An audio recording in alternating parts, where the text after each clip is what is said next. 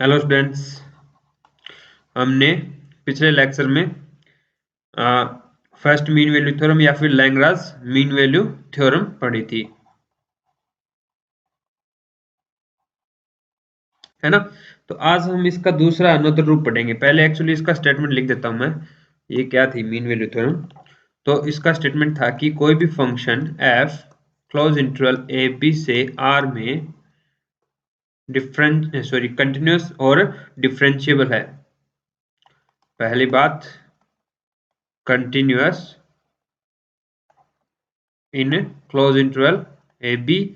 दूसरी बात, differentiable in open interval AB. Then there exists a C belong to open interval AB such that f dash C is equal to f of B minus f of A divided by B minus A. This is called rate of change. ठीक है, average value of rate of change in f in interval AB, या फिर इसको इन दो functions या फिर जो graph होगा उसका मीन भी बोलते हैं इसको। इसका मैं एक्चुअली आपको ग्राफिकली मीनिंग बताऊंगा ना, उसके अंदर आपको एक्चुअली समझ में आएगा ये मतलब क्या है इसका, ये एफ डैश सी क्या रिप्रेजेंट करता है इन दो मतलब एफ ऑफ एफ एक्स और ये ए बी के बीच में क्या रिलेशन है इनमें। ठीक है, तो चलो इसका एक अनदर रूप है वो देखते हैं हम। ठीक है, जैसे इसमें रोल थ्योरम में हमने थीटा वाला देखा था ना लास्ट में, एक छोटा सा पार्ट, उसमें वैसा ही होगा इसमें भी। तो इसमें बोलता है कि कोई भी फंक्शन वही same F A to A plus H में डिफाइन हो। ठीक है, एक स्मॉल इंटरवल है यानी कि ए और ए प्लस एच, यानी कि ए में हल्का सा विस्थापन है ए प्लस एच। तो ये स्मॉल इंटरवल में कोई फंक्शन डिफाइन है और कंटिन्यूअस है। पहली बात, continuous in A to A plus H, और दूसरी बात differentiable in open interval A plus H. Then there exists a theta belong to 0 to 1. Then there exists a theta belong to 0 to 1 such that f dash a plus theta h is equal to f of a plus theta h minus f of a divided by sorry ये h है not theta h, sorry it's not theta h, this is h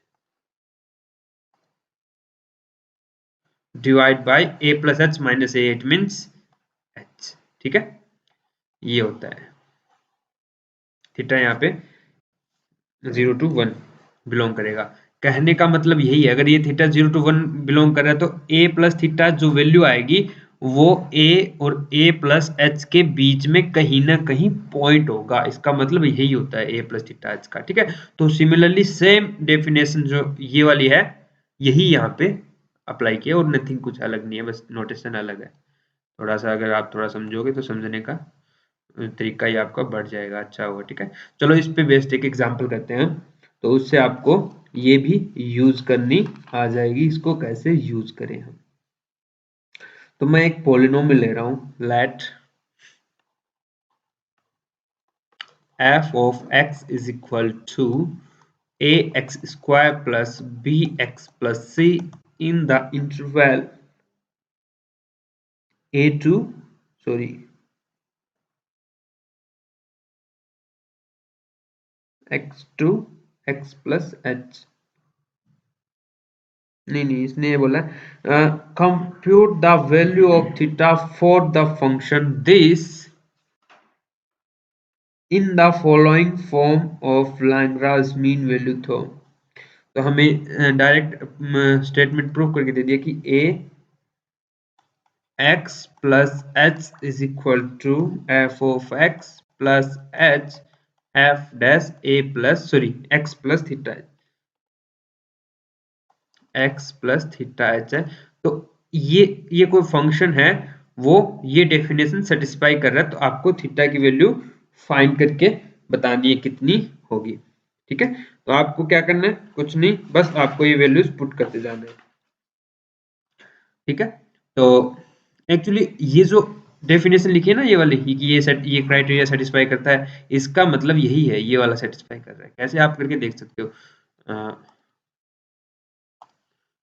देखो आप क्या करोगे, इसको इस side ले आओ, तो f dash x plus theta H is equal to f of x plus H minus f of x आ गया, और ये एच डिवाइड में कर दोगे तो एच ये बन गया, ठीक है। और यही हमारा लैग्रांज वाला स्टेटमेंट है कि हमारा कोई फंक्शन है वो इस a0 ए से लेके ए प्लस एच ए से इसमें डेरिवेटिव डिफरेंशियल कंटिन्यूस है, तो एक थीटा बिलोंग करेगा, सच ये होगा, ठीक है। इसमें बोल दिया ये हो रहा है, लेकिन आपको थीटा की वैल्यू फाइंड करनी है, बस इतना है। बस कहने का मतलब ये इसने बोल दिया कि Lagrange mean value theorem satisfy कर रहा है ये, तो आप थीटा की वैल्यू निकालो। तो देखो इसको सोल्व करते हैं थीटा के लिए। तो आप क्या करोगे, यहाँ पे F x plus H value put कर दो यहाँ पे। तो यहाँ पे एक्स प्लस एच रखोगे तो ए एक्स प्लस एच का square plus b x plus h plus c is equal to f x, यानी कि a x square plus b x plus c plus h into f dash. F dash हमारे पास क्या आएगा, f dash x is equal to 2ax plus b. तो ये value यहाँ पे x प्लस थीटा एच के रूप में रखो। तो इसमें आप क्या रखोगे, x plus theta H, x की जगह, ठीक है। तो क्या रखोगे, 2ax प्लस थीटा एच और प्लस बी, इतना हो गया। अभी आपको ये थीटा निकालना है, उसमें कुछ नहीं करना। तो यहाँ से इसको सॉल्व करना, इसको ब्रेक करो, तो ये होगा a, इस अंदर वाले को x square plus two H x plus H square ये होगा, ठीक है। इसको a से मल्टीप्लाई करना, तो a x square plus 2a H x plus H square होगा, उसको a से मल्टीप्लाई करवा दो। यहाँ से आ गया b x plus b h plus c is equal to, ये हो गया a x square plus b x plus c plus ये अंदर मल्टीप्लाई करवा दो, तो 2ax और फिर ये a को इससे मल्टीप्लाई करोगे आएगा, तो क्या आएगा, plus 2a theta H square और फिर ये h को इससे करवाओगे तो bh। इतना आ गया, इतना सबको समझ में आ गया ना, आई थिंक। अभी देखो इसमें दोनों तरफ कुछ क्वांटिटीज कट रही हैं, तो वो काट दो। ये इससे कम हो गया, bx है, bx है तो ये रहा bx काटो, c है तो c काटो, 2ahx 2ahx काट दो, bh है, यहाँ पर भी है bh, इस साइड तो रह गया ah स्क्वायर और अनदर साइड क्या रह गया, 2a theta h square, h square से h स्क्वायर काट दो, a से a काट दो, क्या आ गया 1 is equal to 2 theta, theta is equal to क्या आ गया 1/2। ऐसे इसको सोल्व करना, यानी कि आपको एक पॉलिनोमियल गिवन था ये वाला, और इंटरवल हमारा क्या था, x से लेके x प्लस एच था, ठीक है। तो इसने बोल दिया कि लैग्रांज मीन वैल्यू थ्योरम ये सेटिस्फाई करता है, इसका मतलब ये सेटिस्फाई करेगा, एक ऐसा थीटा बिलोंग करेगा 0 to 1 सच दैट कि f dash x plus theta H is equal to f of x plus H minus F X divide by H आएगा, ये इसने बोल दिया। तो आपको अब वो थीटा फाइंड करना है, तो थीटा फाइंड आपने ऐसे सॉल्व करके कर लिया, तो वो theta is equal to half हो। समझ में आई बात, ये थी हमारी लैग्रांज मीन वैल्यू थ्योरम का अनदर रूप। चलो अब इसका ग्राफिकली मीनिंग समझते हैं, इसका मतलब ग्राफिकली मीनिंग क्या होता है इसे लैग्रांज मीन वैल्यू थ्योरम का।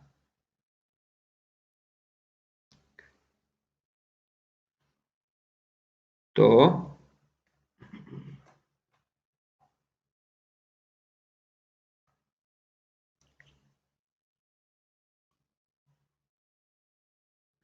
देखिए हमसे क्या बोला गया है, पहली बात कि f is continuous in close interval A B, दूसरी बात f is differentiable in open interval A B,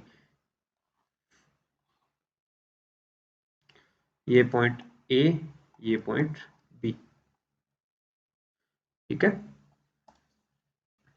और इसने अब की बार ऐसा कुछ नहीं बोला कि फंक्शन की वैल्यू एंड पॉइंट पे इक्वल हो, ठीक है। तो हम इन जनरल ये पॉइंट इस पॉइंट पे मान लेते हैं कि हमारा एफ ऑफ ए वैल्यू दे रहा है, ये पॉइंट क्या हो गया एफ ऑफ ए, और बी के ऊपर हम जनरली यहाँ मान लेते हैं कि इस पॉइंट पे हमारा फंक्शन जो है वो एफ ऑफ बी वैल्यू दे रहा है, मान सकते हैं, नो प्रॉब्लम, ठीक है। तो इन दोनों से एक लाइन सेगमेंट डाल दो, ठीक है, इन दोनों पॉइंट से एक लाइन सेगमेंट डाल दिया मैंने सिंपली, ओके। तो इसके कहने का मतलब कि हमारा फंक्शन यहां से लेके यहां जाएगा चल के, और साथ ही क्या बोल रहा है कि वो डिफरेंशिएबल है। डिफरेंशियल का मतलब कहीं पर भी वो पीक नहीं बनाएगा, स्मूथ चलेगा। जैसे मैं चलाऊं इसको तो हम रैंडम मान लेते हैं, कोई भी ऐसे चल रहा है, मान सकते हैं ना, ओके। तो इसका कहने का मतलब यहां से ये था कि f dash c is equal to f of b minus f of a divide by b minus a. तो ये जो वैल्यू आई है ये स्लोप होगी यहाँ पे, मतलब ये जो लाइन है ना ये वाली, इसके पैरेलल एक लाइन होगी जो कर्व को टच करती जाएगी, स्पर्श करती जाएगी, जैसे इस पॉइंट पे ये स्पर्श करती जा रही है, ठीक है। इसके ध्यान रखना ये वाली जो लाइन है इसके पैरेलल लेना है इसको, ठीक है, ऐसे, और दो लाइन ऐसे गुजर रही है, दो पैरेलल लाइन इसके जो हमारे कर्व को टच कर रही है, और प्लस इस एफ ऑफ ए और एफ ऑफ बी को जो मिलाने वाली लाइन है इसके पैरेलल है, समझ रहे हो। दो ऐसी लाइन मिल गई, एक तो ये और एक ये जो इसको कर रही है हमारे कर्व को, और प्लस टेंजेंट हमारे कर्व पे, और प्लस हमारी जो एफ ऑफ ए और एफ ऑफ बी की जो मिलाने वाली लाइन है उसके पैरेलल है, ठीक है। तो ये दोनों पॉइंट जहां पे टेंजेंट है वो दो पॉइंट होंगे, या वो पॉइंट होगा जहां पे हमारा एफ डैश से ये सेटिस्फाई कर रहा है ये वाला। तो वो एक तो ये हो गया C1 और एक हो गया ये C2। तो ये दो ऐसे C1 C2 मिल गए कि f dash C1 is equal to f of b minus f of a divide by b minus a, और सिमिलरली ये हो गया f dash C2 f of b minus f of a divide by b minus a. इस case में दो मिल गया, लेकिन हमारी थ्योरम सिर्फ बोलती है एटलीस्ट वन होगा ही होगा, बिकॉज देखो अगर हमारा ग्राफ ऐसा ना होके ऐसा होता,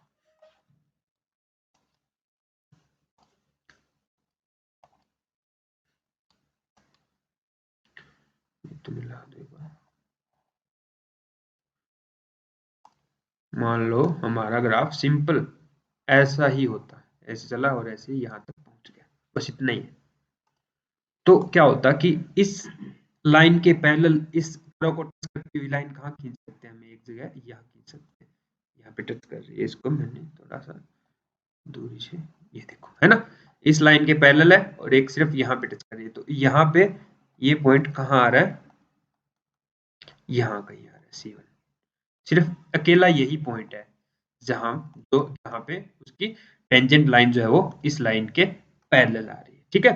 तो सिर्फ एक ही पॉइंट मिला C1 जिसके ऊपर एफ डैश सी यानी कि f b minus f of a divide by b minus a आ रहा है, समझ रहे हो ना। ये इसका ग्राफिकल मीनिंग है इस मीन वैल्यू थ्योरम का। उसमें तो क्या होता है, रोल थ्योरम में तो कोई भी करो ऐसे जाके यहाँ, उसमें ये दोनों बराबर होते हैं ना, तो वो जो स्पर्श रेखा होगी वो यहाँ होगी, वो क्या होगी इस लाइन, ये लाइन कौन सी है एक्स एक्स के समांतर होगी, बस ये बात होती है इसमें। और इसमें क्या होता है कि जो इन दो ये वाला और ये वाला जो एंड पॉइंट है इसको जो वो कर रही है, मिला रही है उस लाइन के पैरेलल आ रही है, वहां यहाँ पर भी वही सेम चीज है, देखो इस पॉइंट और इस पॉइंट को मिलाने वाली लाइन ये वाली होती है, या फिर आप बोल सकते हो एक्स एक्सिस, एक्स एक्स के समांतर है ना, सेम बात ये है, बस ये तो इन जनरल हो गया ये वाला, ठीक है। और ये हो गया एक स्पेशल टाइप, जब हमारी जो इन दोनों एंड पॉइंट को मिलाने वाली जो लाइन है वो एक एक्स एक्स के समांतर होता है, और यहाँ पे तो कहीं भी हो सकती है। तो आई थिंक आपको ये बेटर समझ में आया होगा इन जनरल ना।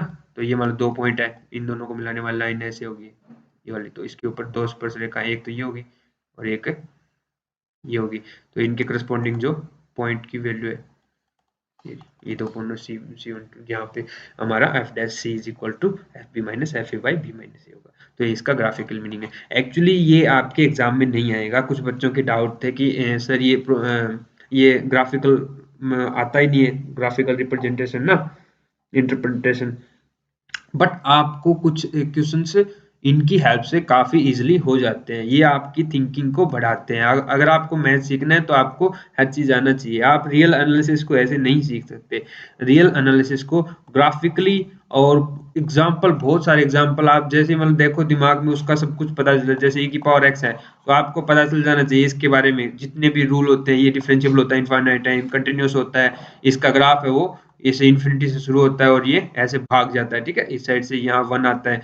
तो ये सब चीजें इसके बारे में अगर आपको पता है तभी इनको आप एनालिसिस कर पाओगे। आप काउंटर एग्जाम्पल के रूप में ले सकते हो, कोई थ्योरम है वो सही है या नहीं है, कोई रिजल्ट बोल दिया वो सही है या नहीं है, ठीक है, वो सब चीजें आप तभी कर पाओगे जब आपको इनका सब कुछ पता हो, यानी कि इसका डिफरेंशियबिलिटी, कंटिन्यूटी और ये ग्राफिकल चीजें जो पता है, और आपको पता होना चाहिए कि ये इसका जो अवकलन है वो इसके ग्राफ से किस टाइप से रिलेशन रखता है। मान लो मैं बता दूं कि ये वाला फंक्शन है, वो मान लो कोई भी फंक्शन है f(x) है और उसका फर्स्ट डेरिवेटिव कहीं पॉइंट पे 0 हो रहा है, तो उसका मीनिंग क्या समझोगे आप? क्या समझोगे उसके ग्राफ से? उसका मीनिंग क्या है? ठीक है, तो मान लो उसका मीनिंग ये होता है कि उसकी जो स्लोप है एट सी पे, उस कर्व के ऊपर जो स्लोप है एट सी पे या फिर टेंजेंट है उस सी पे, तो वो एक्स एक्स के समांतर होगी। इसका मीनिंग ये होता है, ठीक है। ये मान लो एफ एक्स है तो ये इस पॉइंट सी पे वो ऐसे लाइन जाएगी, उसकी टेंजेंट लाइन, ये इसका मीनिंग है। चलो अभी इसका मैं आपको और करवाता हूँ। मीन वैल्यू थ्योरम का रिजल्ट है, बहुत ही इंपॉर्टेंट रिजल्ट है, वो करेंगे आज हम, ठीक है। तो देखो इसने डायरेक्ट बोल दिया कि अगर हमारा फंक्शन किसी पॉइंट पे उसका डेरिवेटिव 0 हो रहा है तो वो फंक्शन कांस्टेंट होगा। नहीं, पूरे आर के लिए, पूरे देखो f is a function on close interval A B, ठीक है, कोई फंक्शन है on close interval A B if, पहली बात, f dash x is equal to 0 for all x belong to open interval 0 to open interval a to b। अगर हमारे function जो है उसका हर एक पॉइंट के लिए, इस ए बी के हर एक पॉइंट के लिए डेरिवेटिव 0 हो रहा है तो सीधी सी बात है वो फंक्शन क्या है? कांस्टेंट है। इसको हम प्रूव करेंगे, देखना। इसका मतलब f इज कांस्टेंट, होगी बात। दूसरी बात पे आ जाओ, अगर इसका डेरिवेटिव पॉजिटिव आ रहा है, if f dash x is strictly greater than 0 for all x belong to open interval a b, तब हमारा फंक्शन होगा increasing, then f is increasing.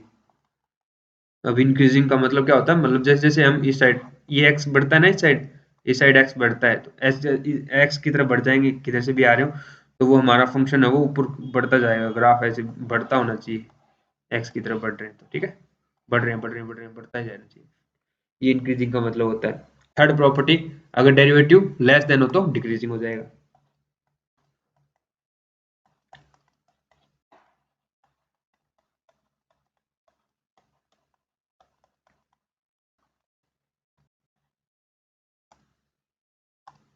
F is decreasing, समझ रहे हो? अब हम इसको सोल्व करते हैं, ठीक है। पहला देखो, पहले क्वेश्चन डेरिवेटिव 0 दे रखा है तो हमें इसको क्या दिखाना है? कांस्टेंट देखना है ना। तो देखो हम मान लेते हैं दो पॉइंट है x1 और x2 in A B, in general दो पॉइंट ले लिए मैंने, ठीक है। तो जहां पे x2 बड़ा है x1 छोटा है, सीधी बात है। तो अब देखो हमारा फंक्शन जो है वो ए बी में कंटिन्यूस डिफरेंशिएबल है, तो इस x1 और x2 में भी कंटिन्यूस डिफरेंशिएबल होगा। और ये देखो पूरे ए बी में इसका डेरिवेटिव 0 आ रहा है तो इससे x1 x2 में भी क्या आएगा? इसका डेरिवेटिव 0 आएगा। तो यहाँ पे इस x1 x2 के लिए आप मीन वैल्यू थ्योरम अप्लाई करोगे, यानी कि f dash c is equal to f of x2 minus f of x1 divide by x2 minus x1 is equal to 0 आ रहा है for all c belong to A B के लिए आ रहा है ना। और यहाँ पे तो हम क्या ले रहे हैं? c इन दोनों के बीच में ले रहे हैं, यानी कि बिलोंग टू x1 x2।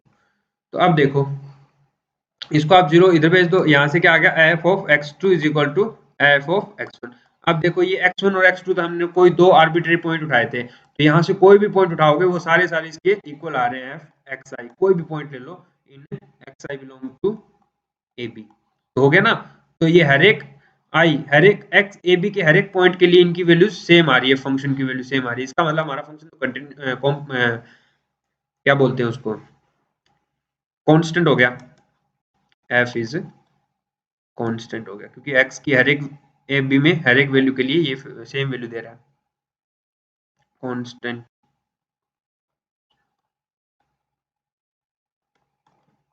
ठीक है, अभी दूसरी बात देखते हैं, 2 नंबर क्या इंक्रीजिंग की बात करता है, इनकी डेरिवेटिव ग्रेटर देन है, तो वही सेम बात, 2 पॉइंट लेंगे हम। ठीक है, ये a है ये b है, इन दोनों के बीच में एक मैंने 2 पॉइंट लिया, x1 x2 जनरल पॉइंट है। ठीक है, तो इन x1 x2 में भी ये डेफिनेशन लागू होगी, क्योंकि कंटिन्यूस है तो इस पे भी कंटिन्यूस होगा, डिफरेंशिएबल है तो इन पे भी डिफरेंशिएबल होगा। और तो हम मीन वैल्यू थ्योरम से क्या बोलेंगे कि f डैश इन दोनों के बीच में एक ऐसा c होगा such that f of x2 minus f of x1 divide by x2 minus x1 is greater than 0, है ना। तो इसको आप, ये हर एक सी के लिए होगा, तो इसको आप इधर मल्टीप्लाई करवा दो, इसका मतलब क्या आ गया, f of x2 minus f of x1 is greater than 0 आ गया, है ना। तो यहां से क्या आ गया, f of x2 is strictly greater than f of x1, इसको मैं साइड ले गया, यानी कि हम लेके चले थे कि x1 is less than x2 और उनके करस्पॉन्डिंग जो वैल्यू है f of x2 is less than f of x2 आ गया, यानी कि फंक्शन हमारा जैसे जैसे x बढ़ रहा है वैसे वैसे फंक्शन ग्राफ बढ़ रहा है, इसका मतलब ये होता है। ठीक है, और यही हमें शो करना था कि हमारा फंक्शन क्या है, इंक्रीजिंग है, तो ये आ गया, क्योंकि आर्बिट्रेरी है ना पॉइंट, तो हर एक इसमें ऐसे कोई भी पेयर उठा लो जिनमें एक छोटा एक बड़ा हो, तो उनके लिए करस्पॉन्डिंग जो वैल्यूज है फंक्शन की वो छोटी बड़ी आएगी, ऐसे ही सेम। अभी देखो एक लास्ट प्रॉपर्टी थर्ड और करते हैं कि हमारा अगर डेरिवेटिव लेस देन 0 हो तो उसके करस्पॉन्डिंग जो फंक्शन होगा वो डिक्रीजिंग होगा, यानी कि यही बात ले लो कि f dash c f of x2 minus f of x1 divide by x2 minus x1 is less than 0, तो यहाँ से क्या आ गया, f of x2 minus f of x1 is less than 0, इसका मतलब f of x2 is strictly greater than f of x1, यानी कि अगर हमारा x2 ग्रेटर देन था x1 से, बट उनके करस्पॉन्डिंग जो वैल्यू है फंक्शन की वो छोटी आ गई, f ऑफ x1 से आ गई। ठीक है, तो इसका मतलब होता है f इज डिक्रीजिंग।